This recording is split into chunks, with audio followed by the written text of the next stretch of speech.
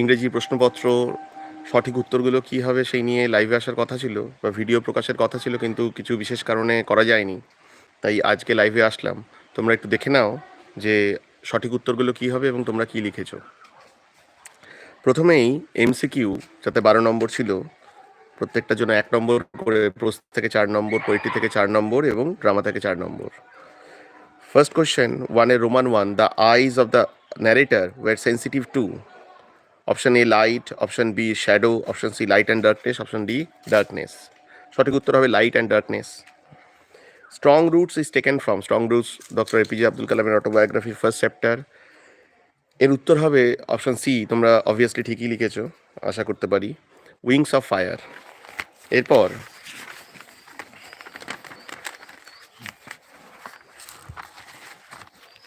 এরপর Mrs Jones put a half nelson about his নেক।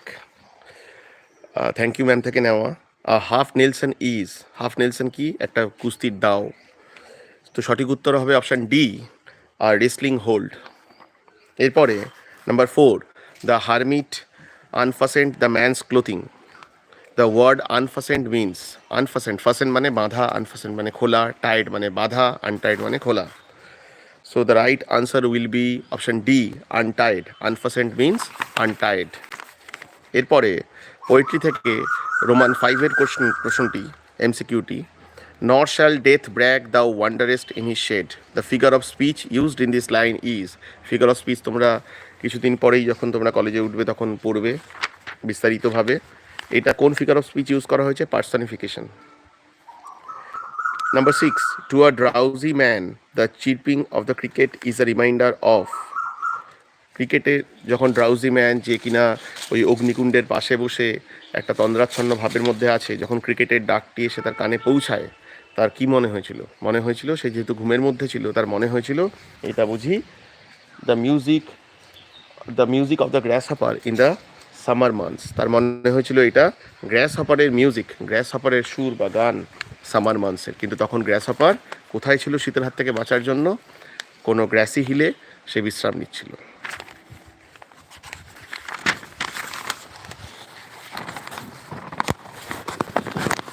এরপরে number 7, leprous hide in on killing a tree refers to rough bark of a tree, option number 1।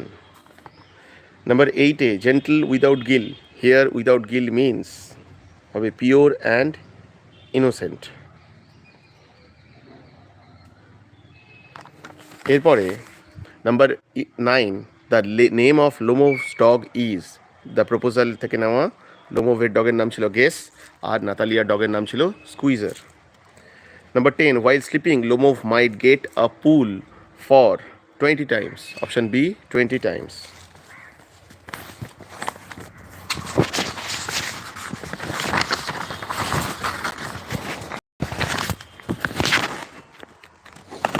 By the way, তোমরা যদি কোনো উত্তরের সাথে contradict করো, আমাদেরকে message করে কমেন্ট বক্সে জানাতে পারো।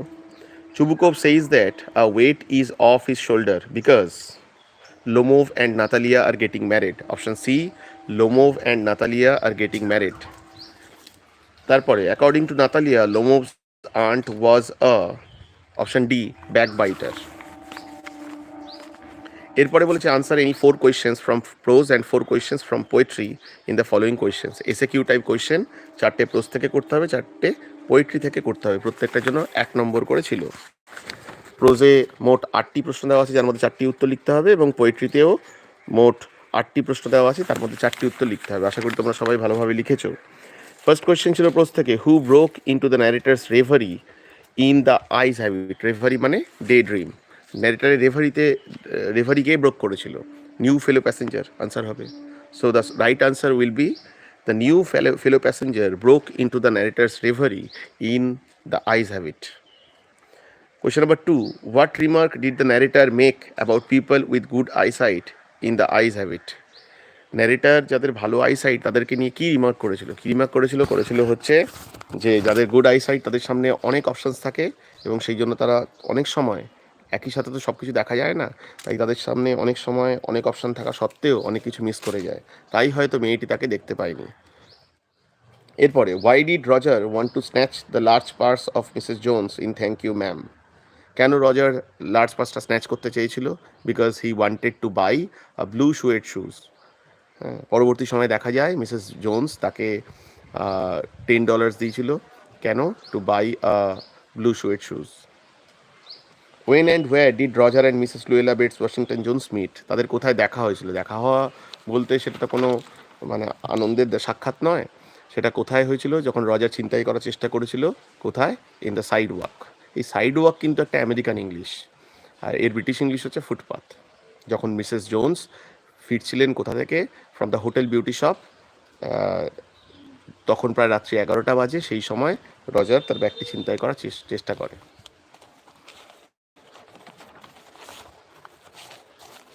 এরপরে বলছে in the 3 questions why did the tsar put on simple clothes? 3 কোয়েশ্চেন্সে জার কেন সিম্পল ক্লোথস পুট অন করেছিল? Tsar simple clothes put on করেছিল কেন? পুট অন করেছিল এই জন্য, কারণ the hermit only meet with the common folks. হারমিট শুধুমাত্র সাধারণ মানুষের সাথে দেখা করতো। তাই রাজার পোশাক যদি পরে যায় তাহলে জার হারমিটের সাথে দেখা না করতেও পারে, মানে হারমিট জারের সাথে দেখা না করতেও পারে, এবং তার 3টে প্রশ্নের উত্তর জানার যে বাঞ্ছা, তার যে মানে মনোবাঞ্ছা, সেটা পূর্ণ না হতে পারে। সেই জন্য he put on simple clothes and আর কি ঘোড়ার পিঠ থেকে নেমে জঙ্গল থেকে পায়ে হেঁটে ওই হারমিটের সেল পর্যন্ত গেছিলেন। এরপরে where did the czar crouch down? Czar কোথায় ক্রাউচ ডাউন করেছিল? কী করছিল? সে যখন সিট বেডে ওই মানে সিটগুলোকে যখন সে মানে পুঁতছিল, প্ল্যান্ট করছিল, সেই সময় সে ক্রাউচ ডাউন করেছিল। তারপরে in which town was Kalam born? Kalam born কোথায় জন্মেছিলেন Kalam? Rameswaram. In the erstwhile Madras state, now Chennai. সেই মাদ্রাস স্টেটের চেন্নাইয়ে কালাম সেখানে জন্মেছিলেন, রামেশ্বরমে।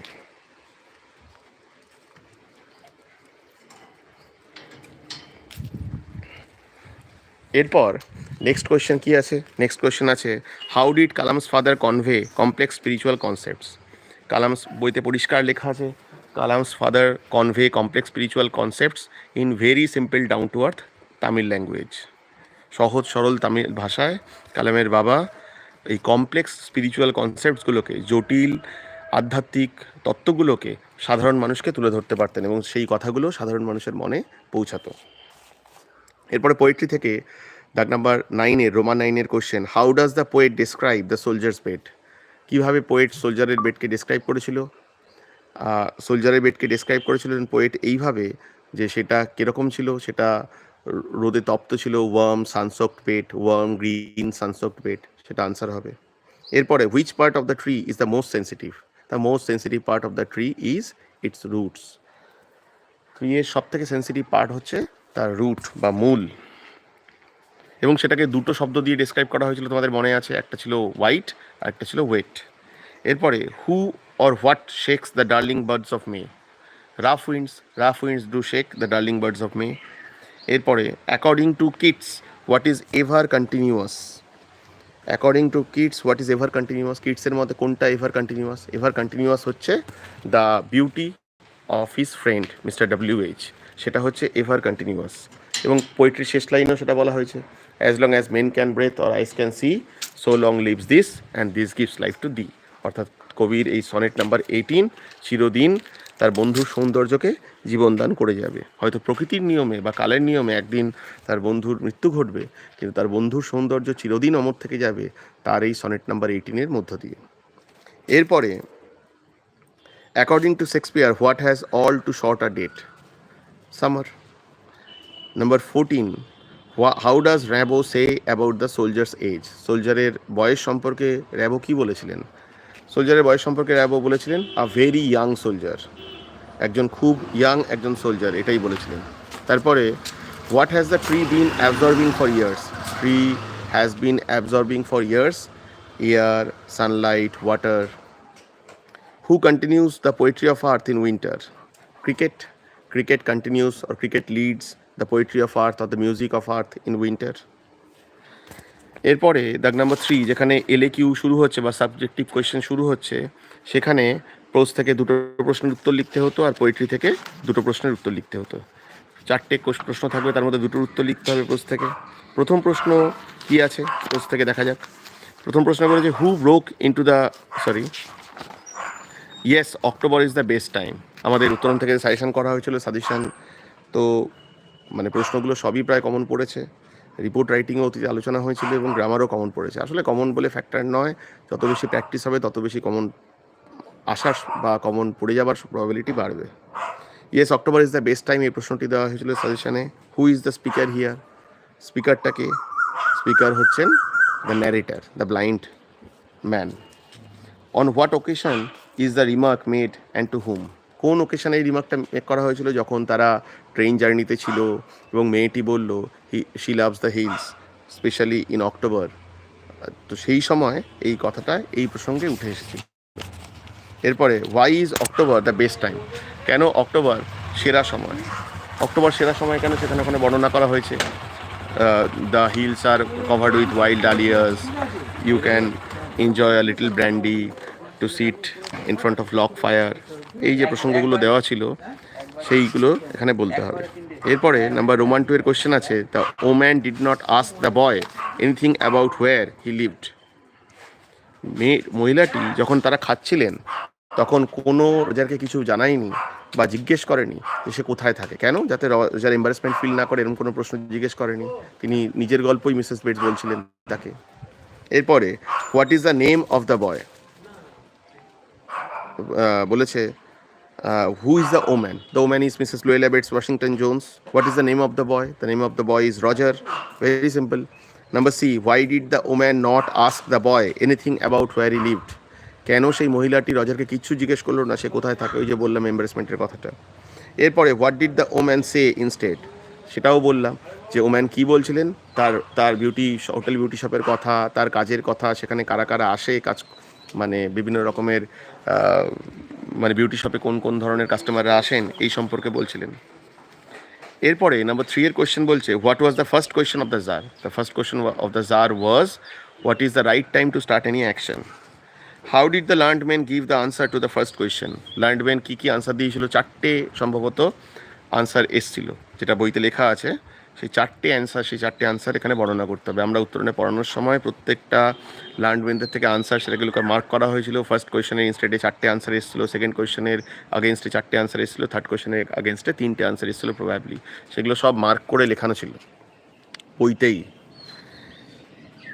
এরপরে the next question,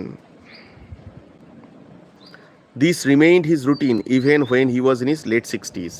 এটা তো স্ট্রং রুটস থেকে নেওয়া হয়েছে। হু is the speaker? The speaker was obviously Dr. APJ Abdul Kalam.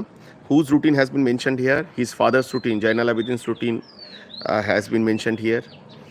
What routine has bin referred to? কোন রুটিনের কথা বলা হচ্ছে যেখানে কালামের বাবা ভোর 4টে ঘুম থেকে উঠতেন, তারপর তাদের কোকোনাট গ্রোভে যেতেন, প্রায় 1 ডজন কোকোনাট নিয়ে বাড়ি ফিরতেন, তারপরে তিনি তার ব্রেকফাস্ট করতেন, সেই রুটিনের কথা এখানে বলতে হবে। What attitude of the person whose routine has been mentioned here can be found in the context? তার কালামের বাবার ক্যারেক্টারিস্টিক্স বলতে বলছেন যে he is a very down to earth person, he was very simple, he was very grounded, he was very disciplined, he has innate wisdom. এই সমস্ত প্রসঙ্গে তার বাবার ক্যারেক্টারিস্টিক্স কী বোঝা যায় বা কালাম কী বুঝেছিলেন তার বাবা সম্পর্কে সেটাই লিখবে, বা আশা করি লিখেছো। পোয়েট্রিতে এবার পোয়েট্রির question, LAQ question. First question বলছে give a brief description of the valley in the poem asleep in the valley. Asleep in the ভ্যালির সেই ভ্যালির বর্ণনা দিতে বলছে, ভ্যালির পাশ থেকে স্ট্রিম যাচ্ছে, এটা সেটা যা যা বর্ণনা আছে, আ বিউটিফুল গ্রিন ভ্যালি, সেটাই লিখতে হতো। নাম্বার 6-এ what happens when the root is entirely pulled out? What happens when the roots is entirely pulled out? তখন বলা হয়েছিল যে একেবারে পোয়েট্রির শেষ 2-3-4 লাইনে ওই যে choked, withered, browning, hardening, withering and then it is done, অর্থাৎ the death of the tree is done or the killing of the tree is done. তারপরে বলছে how does the exposed root gradually decay? এই যেটা বললাম সেটাই লিখতে হবে। What is the central idea of the poem shall I compare thee? এই পোয়েট্রিটার এই সনেট নাম্বার 18টার সেন্ট্রাল আইডিয়া অর্থাৎ মূল বিষয়টা লিখতে বলছে। নাম্বার 8-এ বলেছে briefly describe how the grass hopper continues the poetry of earth in summer. কীভাবে গ্রীষ্মকালে সবাই যখন প্রকৃতির দাবদাহে, যখন শীতল ছায়ায় গাছের আশ্রয় নেয়, তখন কীভাবে ঘাসফড়িং লিড করেছে প্রকৃতির গানকে বা প্রকৃতির সুরকে। Where do the birds rest when they get tired? এরপরের পার্ট কোয়েশ্চেন বলছে যে পাখিরা কিভাবে বিশ্রাম নিচ্ছিল। They rest in cooling trees. Number C, from where does the cricket song shrill, cricket song shrills from the stove. অগ্নিকুণ্ডের পেছন থেকে ক্রিকেটের তীক্ষ্ণ গলার স্বরে সেখানে বিজছিল, এবং ওই যেখান থেকে শুরু করা হয়েছিল, এবং একজন মানুষ যে কিনা ড্রাউজিনেসে আচ্ছন্ন ছিল, ঘুম ঘুম ভাব ছিল, তার ড্রাউজিনেস কেটে যায় ওই ক্রিকেটের গলার স্বর যখন কানে এসে পৌঁছায়, এবং সেভাবে এটা বুঝি সামারের গ্রাসহপারের সং। এরপরে ড্রামায় 3টে কোয়েশ্চেন দেওয়া আছে, একটা ব্রড কোয়েশ্চেন লিখতে হবে এবং তার জন্য 6 নম্বর বরাদ্দ। Go there is a merchant come for his goods. এটা কে বলেছিলেন? চুবুকভ মজা করে বলেছিলেন নাতালিয়াকে। Who is the merchant? The merchant is Lomov, who came there to propose to Natalia for marriage. What is referred to as goods? Goods referred as his proposal, as his marriage proposal. In what ways does it bring out the attitude of the person and society at the time? Attitude of the person মানে হচ্ছে চুবুকোভের character বলতে বলছে, এবং সেই সময় সোসাইটির অবস্থার কথা বলতে বলছে, সেই Russian society. Sketch the character of Natalia Stepanova, এটা আমরা সাজেশনে দিয়েছিলাম উত্তরণের তরফ থেকে, সেটাই এসছে। এবং ড্রামা থেকে লাস্ট যেটা সাবজেক্টিভ কোয়েশ্চেন এসছে সেটা হচ্ছে forgive us Ivan Vassilevitch, we were all a little heated. যখন আবার ইভান ভ্যাসিলেভিচকে নিয়ে এসেছিল চুবুকোভ ওই বারবার করে নাতালিয়ার আবদারে, তখন নাতালিয়া এই কথাটি বলেছিল, who are referred by us referred as Natalia, his father Chubukov and Lomov. Why were the person referred to as a little heated, কেন তারা লিটল হিটেড হয়েছিল? Because of the first argument which is about the oxen meadows. Who are the real owners of oxen meadows, Lomovs or Chubukovs? Why does the speaker ask for forgiveness? কেন forgiveness ask করছিল? কারণ সে জানতে পেরেছিল লোমোভকে তাড়ানোর পরে যে Lomov came there to propose to Natalia for marriage, and Natalia was also eager two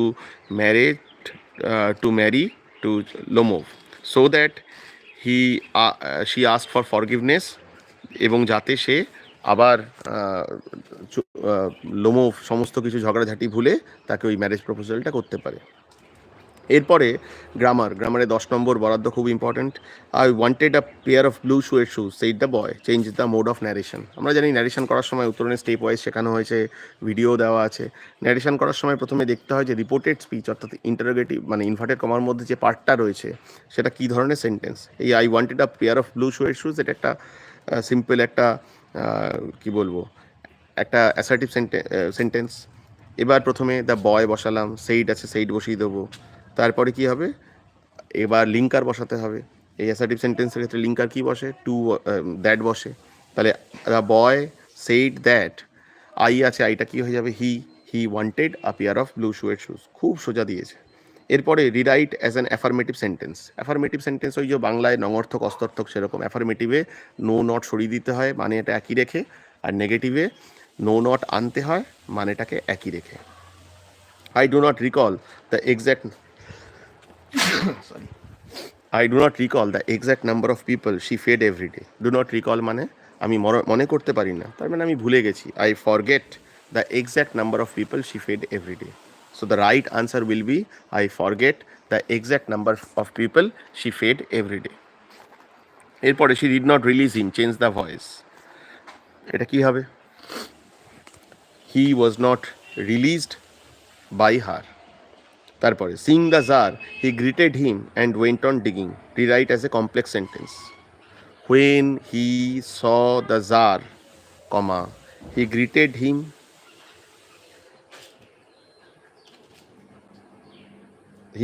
him and went on digging. এরপরে the window was open and I faced it.